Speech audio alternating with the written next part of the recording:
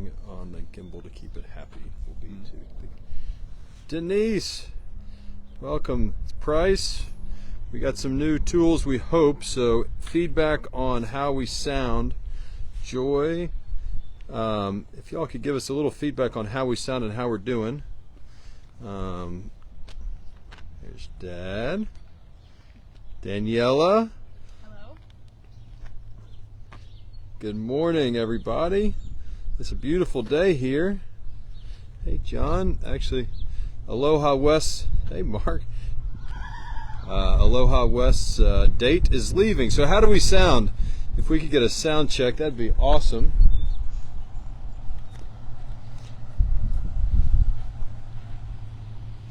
Great. Doctor, does anybody want your autograph this morning? Huh? No? Great. Sounds great. All right, great. Dr. Pierce, Scott Pierce, shareholder in Aloha West. He does it all. That's probably one of the busier sales veterinarians in town. He and his wife Debbie. Have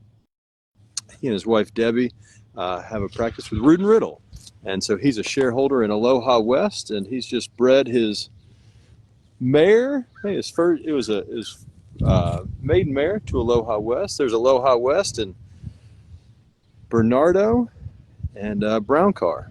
So, oh, sorry about that. I didn't mean to invite whomever I did to be on the video as well. But there goes Aloha West, just happy as a lark. Hi, Teresa. How's everybody? So Aloha West now. You all haven't met him on a virtual tour. Here he is. He is a beautifully handsome son of hard spun. I think, sorry, from this stand, thanks so much, Marie.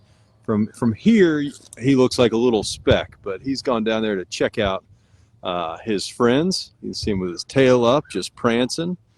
So he's a son of hard spun. He, see if I can get him back in the frame. Out of a Speightstown mare. He was raced originally by the West family, Gary and Mary West, and then he was purchased by Eclipse Thoroughbreds, who bought him kind of at the beginning of his 4-year-old year, at which point he won the Breeders' Cup later that year in one of the most thrilling Breeders' Cups sprints that have ever occurred. So he caught Dr. Chevelle right on the line, and so anyway, he ran last year, won a stake, and then he was retired after the Breeders' Cup. So, and here's our handsome boy Oscar Performance, who is feeling great on this. It's a little chilly here. It's meant to get up to 60 today, but it's been a little chilly beforehand, so I'm just going to there he goes. So, well, he's over here, hopefully not get run over. Hey, Enrique. All good? Excellent. Thank you. Aloha West does like carrots. Great question. You'll notice this is Beth and our family pup. That's Stella. Stella, you say hi to everybody. What are you caught doing, huh? So Stella joined our family about a year ago, and she's been amazing because she, unlike our other dog, our previous dog we had to, who left us this spring, but good morning, Nathan. Good morning, Janet. Good morning, everybody. Unlike our previous dog, Belle, who lived to be 15, Stella listens to voice commands. And so she's been joining me at the farm, and it's been really good. And I'm sorry. Good morning, Terry. Damp in Arizona, that doesn't seem right. Or maybe this is like, maybe in Arizona this is like the rainy season. And I'm sorry, I can't, it's hard to say. I'm sorry, we're facing right back to the sun. But Oscar's down there, and he's very happy. Both Oscar and Aloha West. Stella. Ah, she's eating Oscar's feed. Both Stella and Aloha West. Hey, Sandy, how are you? Hey, Melissa. It's the truth. Actually, Melissa, Stella had her first, her annual checkup, and her doctor, Dr. Headley, no relation, different pronunciation, said that she was doing great and was very jealous of her life. So Penelope says hi, and Daniella has joined us. I think since we just started doing virtual tours, she may have even been an audience member back in the day. But Daniella joins us from outside of Binghamton, New York, and Hannah. So Hannah left us to go on to Churchill Downs. So I hope you all are all following Churchill Downs' social media. Hannah is the talent behind the camera. Good morning, Ann from Ohio. And Daniella joined us after she graduated it'll be a year ago in June. So she's helping us. She is the one responsible for all the incredible social media photos, etc. She's been a great addition. So I don't know if they can hear you because the camera, we got this fancy microphone now. Thank you, Julie. Kentucky does look gorgeous. We've lost some trees. We had some bad storms back in the day, or about a week ago. But after that, we're settled in and everybody's busy. I'm going to have to depart and get some work done. Not that this isn't work, but Dad has agreed to run today. So, Dad, if you stay steady with the gimbal, just move it steadily, you should be good to go. We'll rock on from there. With pleasure. All right. We'll see you all. Enjoy your time. All right, come on, Stella. Come on. Well, it's great to join you guys again. Man. So y'all are likely aware. Gosh, we're trying to remember when we did this last. So I'm Headley. And that was Price. And Price is now running the farm day to day, which is just fantastic. Danielle is a new team member, as Price mentioned, for about a year or so, and she's handling our social media and all that aspect of things. And we've just grown a really terrific team, and it's Price's team. And along with, others that have been here for so long, like Kim for over 25 years and Mark and those, but just a growing, a team that is relevant and such. And so it's just fun because I'm now focused back again on the consultant company, Nakoma Bloodstock. And it's just great. So just a reminder, we are here at the breeding shed, as Price has described to you, Aloha West, and who's a new addition this year. And Oscar Performance has made a tremendous start at stud. That gentleman that I was speaking to is Dr. Scott Pierce with Rood and Riddle. He is the recognized, and I hope this wind is okay. We used to put a sock over this thing, but now he's got this fancy microphone.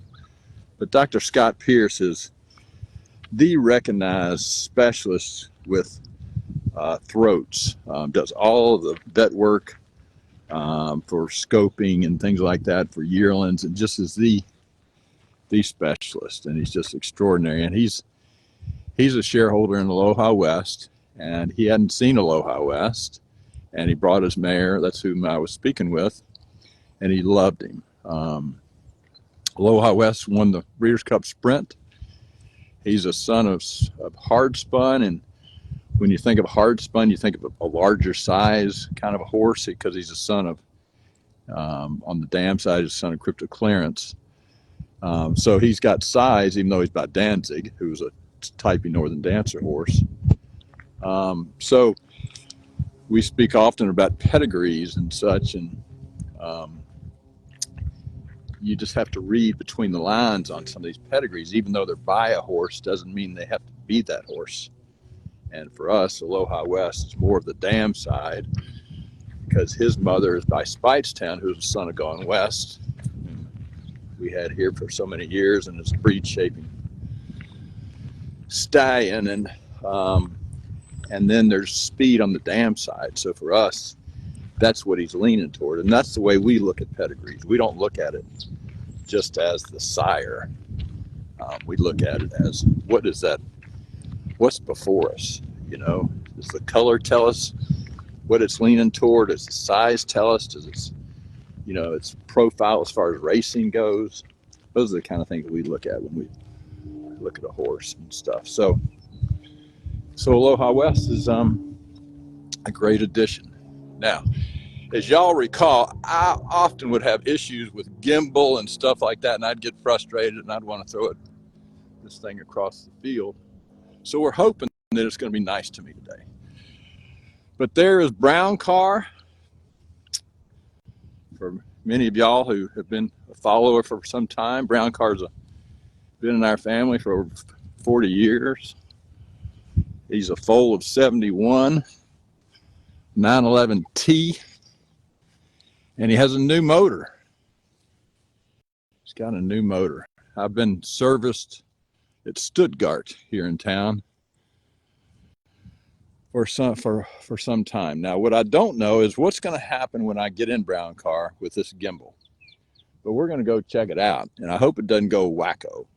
But anyway, we're going to try these different things, and excuse us if things don't work out. I'm going to let you take it from here. Yeah. And try it. Now, you better hold on to the phone, because it'll go, just so you know, because it doesn't know where to go. Anyway, we'll see. We'll see how we go. How are we doing so far? So far, so good. Oh, man, that's awesome. So, with Daniella and things, our focus is going to be continuing to share. As I say, Price has been at the helm here for going on 3 years, and in the process has been building out our team, building out different aspects of things, and it's just been fantastic. And as mentioned, Daniella's come on with our social side, and we want to start to share virtual tours again, because they were so rewarding for all of us. We love sharing, and y'all's support of it all is so meaningful, and we get the same thing through the horse country experiences. And so sharing is a big part of what we're about. And so we're gonna have a virtual tour once a month, and they're gonna be 45 minutes is the idea. We're gonna have various themes depending on the time of the year and things like that. We're gonna have things like where we emphasize, as y'all likely know, our family, 6 generations and such. So we're gonna talk about the history and things like that, and talk about matings, and talk about different aspects of the industry throughout time.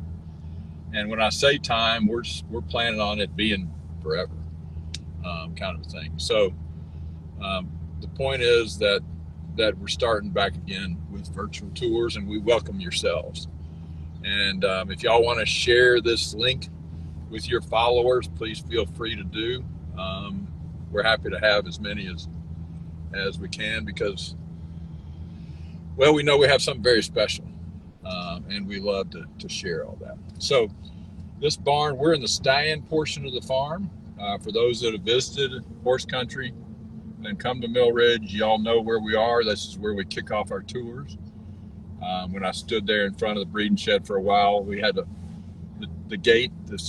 stall doors from Gone West and Diocese, and this was Gone West's stall.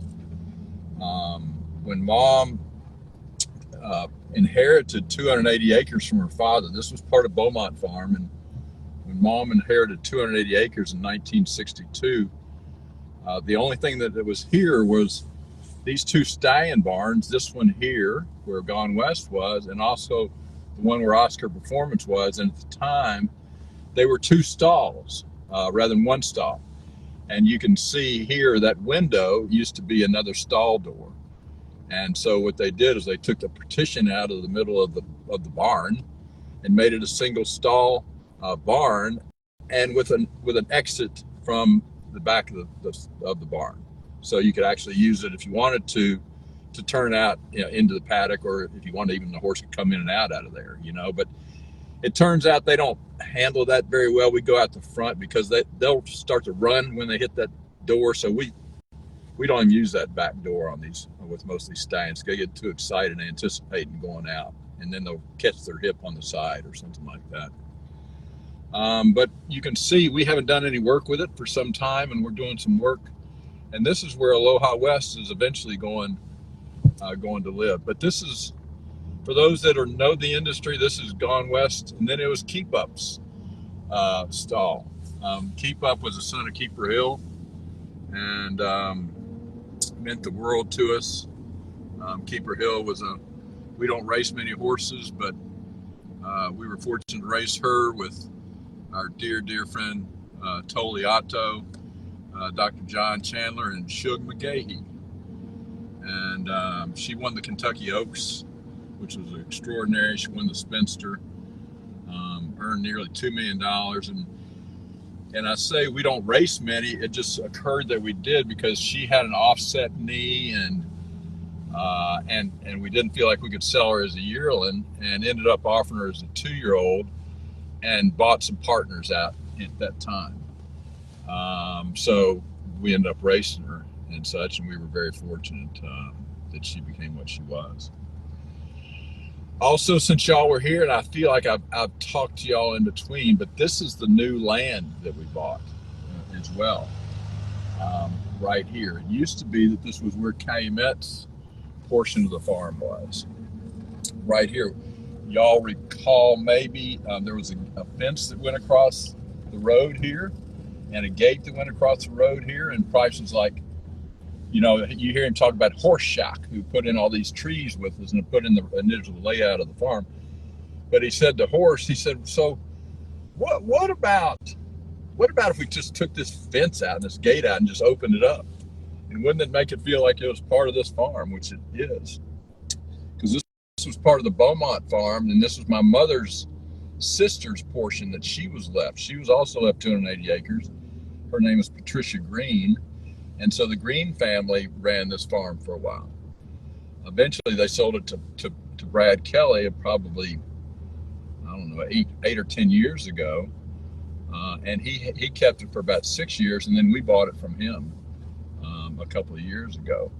So we now have another 300 acres, and we run about 700 acres altogether, or something like that. And it stretches all the way to the top. You can't see the top, but it stretches all the way up to Man o' War Boulevard. So we're very excited about having that.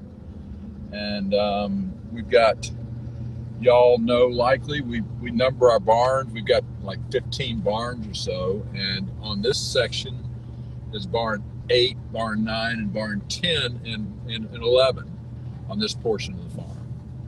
And we're heading now. Actually, they move these horses, and that's what occurs often. Is you know, the population moves around to utilize different aspects of the farm depending on the time of the year. We had yearling colts in here, and I was going to show you Red Carpet Reddy's brother, full brother, but now he moved yesterday because we're getting ready to bring some mares and foals over to this barn. So there's no reason for me to stop here. But I'm going to hopefully show y'all Red Carpet Reddy's full brother. So he's about Oscar Performance out of a mare called Wild Silk. And Red Carpet Reddy is the most exciting offspring of Oscar Performance, bred by dear friends, the Lynn Schiff family from Cincinnati, Clover Hill Farm, out of Wild Silk. And what's remarkable is Oscar Performance was a turf specialist. He won 4 grade 1s. He won a grade 1, won the Breeders' Cup at 2. Won a grade 1 at 3 and 4. He equaled a world record in a mile on the turf, but he never ran on anything but the turf. And Red Carpet Reddy, y'all might or might not know this, but the Churchill Downs turf ended up being, they ended up abandoning using it last year. So there wasn't any turf racing maybe after July. And so many opportunities for 2-year-olds on the turf didn't exist when that occurred. So some of these trainers started racing these Oscar Performances on the dirt because they were training well on the dirt. And Rusty Arnold, who has Red Carpet Ready, raced her at Churchill Downs first time, and she won off by many lengths. And he ran her. She won three races in a row on the dirt. Her most recent start, she ran third. It was the first time to go 2 turns, and she tired. You know, she made a very fast pace, and she tired. Whether or not she's an Oaks contender, well, we don't know, and it'll be up to Rusty and owners Bo Bromagen and Patrick Lewis to decide whether or not she's an Oaks contender. That's this time of year. Everybody dreams about the Kentucky Derby, and the filly race, as you likely know, of that is the Kentucky Oaks. Before they consider the Oaks, they would likely run in the Ashland, which is the first weekend at Keeneland. I think April 7th, maybe. She's still in process, but we do know that she has a lot of talent, and surprisingly, she runs on the dirt. So we're very excited about her and all the Oscar Performance's offspring. We've limited his book to around 150 mares, and we never had more than 125 mares in his first crop. And this year we have over 150 applicants, maybe 152 or so, and we've closed his book. So that's a big deal, because again, he's a turf stallion, and it's rare that these turf stallions are that popular with the commercial market. So it's very, very exciting to have. So this part of the farm is our foaling. As I mentioned, we kind of rotate different aspects of the farm depending on the time of the year, and this is our foaling season. A reminder that January 1st is every thoroughbred's birthday, and gestation for a foal is 11 months. So you don't start the breeding season until February 15, because you don't want that foal to be born before January 1st. So we are just in the midst. We're not even in the middle of the breeding season yet. You know, we're getting ready to get into the busy time, but we've had 34 foals so far, about half fillies and half colts. And this is the foaling barn, where all the mares and foals all the mares that are pregnant will come into this barn, foal, hopefully a healthy foal, and then stay here for about a week or so. They'll initially be out in the paddock just with their newborn foal, and then they'll pair up with another mare and foal, and so that eventually they'll build out a herd. Now, it's been a unique year. Let me just show you a couple of things, which always makes it unique. We are always dealing with nature, and you can't zoom in on that cupola, but here is part of the price, that storm that Price spoke of. You know, there's the top of our cupola that blew up. We had 80-mile-an-hour winds that came through, uprooted lots of trees everywhere. We had damage to 10 of our barns. And there is our star Lori, who handles this barn and the brood mares and foals and things like that. But damage all around, 10 buildings that have been damaged. It supposedly was the third worst event that we've had here. I think the ice storm was one of the worst, if not the worst. And so, you know, we're kind of dealing with that at the moment, as with insurance and stuff like that. So thankfully, no horses were harmed and no humans were harmed, and so that's the gift. But the other side of nature is that last year, all around, there was quite a bit of this diarrhea going around, the rotavirus, they call it. And so trying to figure out, nature's thrown you this curve and how do you deal with it? Well, what we've done as compared to the past when we would pair these mares and foals up, we're now, right when they foal, we're moving them out of this barn to try to avoid any kind of spreading of this, quote, rotavirus. And so what was traditionally our method of pairing up mares and foals, we're now moving them to another barn to start off with, out of the foaling barn, to keep the foaling barn specific to just foaling. And hopefully, so far, so good. But again, you got to play the hand that you're dealt, and nature is in charge. We kind of try to catch up with nature, and we try to provide different antibodies to combat whatever it's throwing at you. But in the meantime, it's in charge. So that's how we're adjusting to it, is to try to remove ourselves from any kind of contaminant that might be. So that was barn 5. If you saw my tweet yesterday, it was great. I was videoing the yearlings coming in out of barn 3, and all of a sudden this cat jumps up on the fence, and it was great. So I stopped and restarted my video with the cat. But each of these barns have cats in them, and sometime we're going to kind of feature the cats because they have their own unique personalities as well, and they serve a big purpose to try to eliminate the mice or try to control the mice and stuff like that. So we're driving now down towards barn 7, and just to continue to provide y'all some updates of things, this is the area that we leased for the last 30 years. It's called the Helm Place, and I was looking over here at this mare that reminded me of Fancy Face. She's got a big blaze on her, and y'all all know Fancy Face, and she's got this filly Ziarati,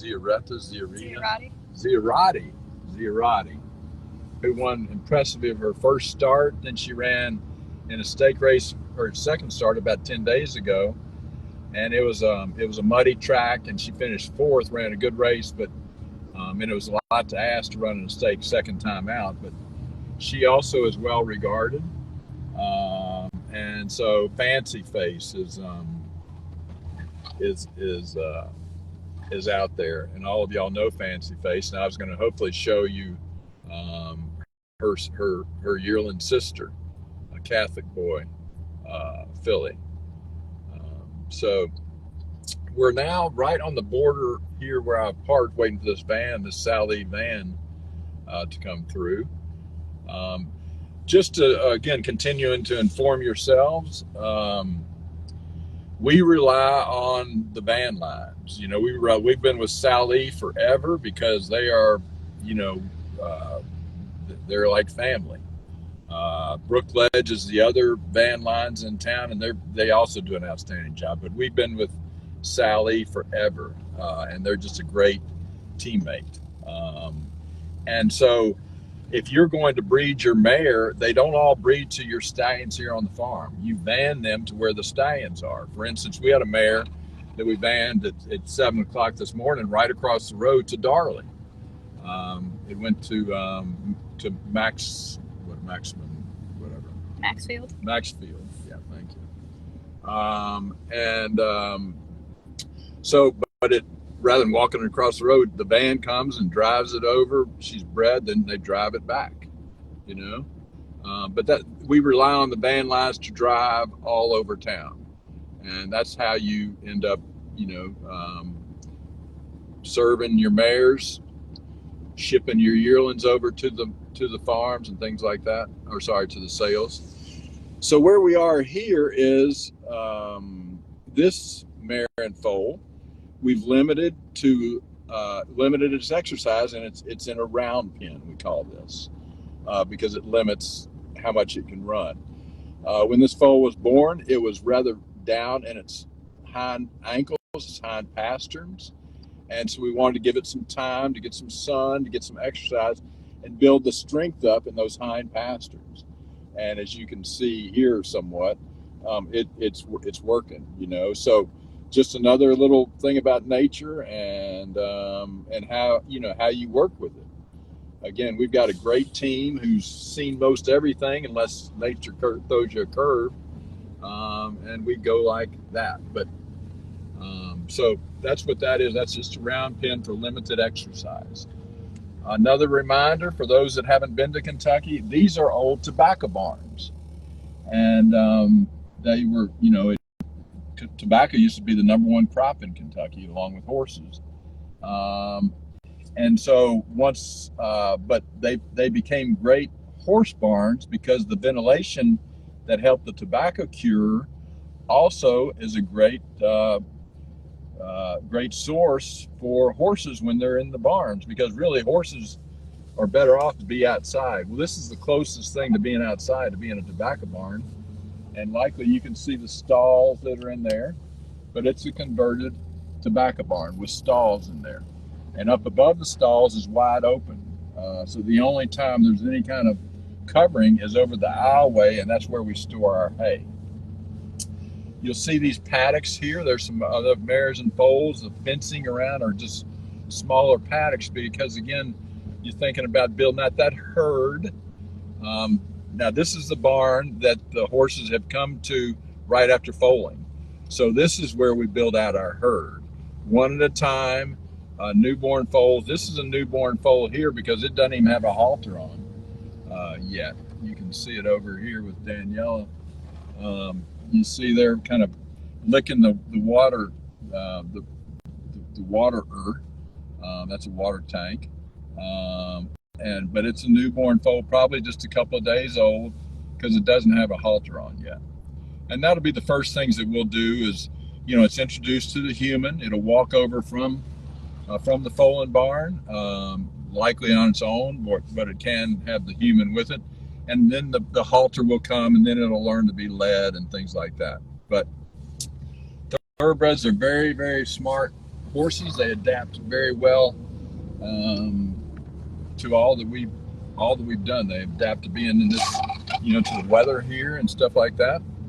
And we're gonna pop out here to this field. Hopefully Daniella won't lose our gimbal.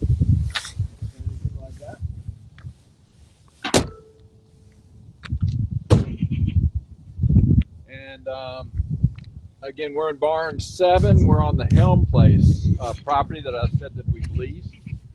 So what occurred this year, to catch you up, was hello.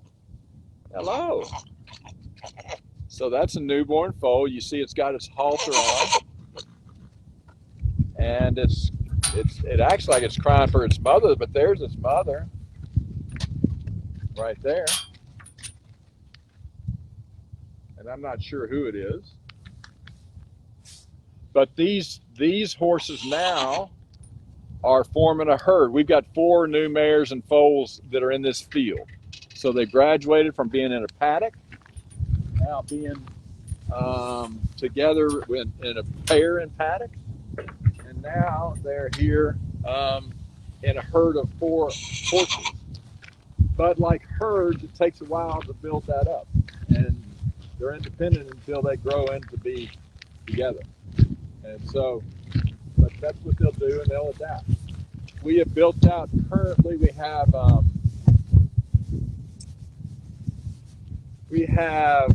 barn 14, which has a full barn, and it's a total herd. And they're about ready, probably around in a couple weeks. We'll have them staying out all night. Right now they come up at, you know, after lunch, and then they're turned out first thing in the morning. But before long, they'll start to stay out at night, because again, these animals are meant to be outside. We try to let them be as close to nature and to utilize this land and the nutrients in this land as much as we can. We're fortunate to have raised many really great horses here on this land. And the land and the management play a big part of it, but we'll suggest to you that the land plays the biggest part, really. And then how you manage that land, how you let them be out and be horses. And bottom line to what all that we're trying to do is to raise a good horse for our clients and things, and to raise a good racehorse. Now, in the process, you have the sales, and sales end up being kind of a driver for everything. But can everybody hear me okay, you think? Should I take it back? Yeah, good. So here, I'm back. Can't be Dr. Green. I like that. As y'all know, you guys, I don't really look at the comments. Price does a great job of visiting with yourselves. And I don't read the comments because I'm not smart enough to talk and read at the same time. So I just kind of like go along and just chat and share and this and that. So here we are in this field. It's about a 40-acre field. And as I mentioned, here are two mares. Likely those two mares and foals were in a paddock together because they've already teamed up, you see, for example. And you see this sinkhole kind of, you see how this land is depressed? We're on a limestone base, and it's not, quote, a sinkhole, but it could be a sinkhole kind of a thing because it's, you just don't know. There's water that runs underneath, and it causes limestone to eventually kind of erode, and that's where we get all these sinkholes around here. But this is just more of an example of the undulation that we have of central Kentucky and things like that. Now, we've grown this friend right here. You want to go and see what's on that halter just to see? Who is it? Smith's Point. Smith's Point. City of Light, thank you. Smith's Point. So this is owned by a really good friend and client of ours, Alpha Delta. It's a City of Light foal. And yeah, one of our 34 foals. So we're early in the process of the breeding season, foaling season, the 1st of March, middle of March. We'll have probably, before it's all over, 80 foals or so this year, let's say, something like that. So we're about a third of the way or so, half the way there with that. Yeah. You want to say hello to everybody? Huh? See how Mama makes sure that the baby doesn't get too far away from her.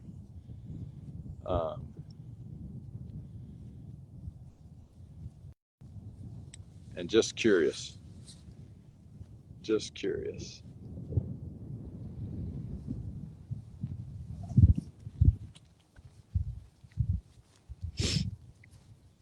And Daniella will respond to some of your questions or comments afterwards. She was kind enough to hold the gimbal during the drive, and I'm going to hand it off to her again because we're going to drive around and maybe see see our friends here. Hello, Mama. Go maybe see some yearlings or so and things.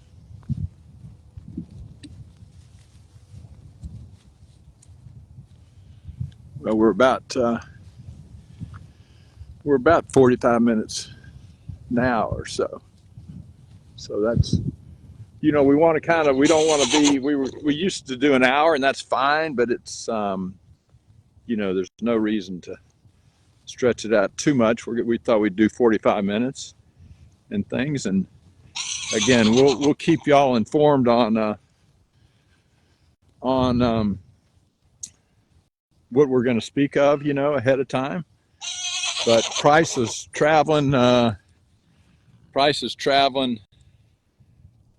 This week, and so he kind of had some work that he needed to catch up on. But we wanted to get it started, you know. And it's been great to kind of reach out to yourselves and introduce virtual tours again and to share. And we're going to continue doing it. So I'm going to call it a day for right now. It's a real pleasure, Robin. Thank you so much. All you guys, thank you so very much. We welcome you at least once a month, if not more.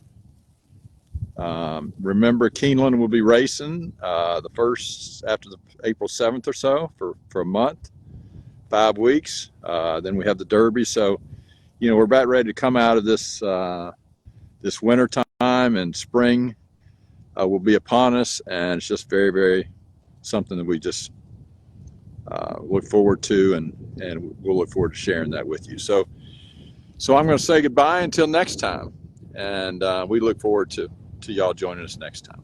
Take care.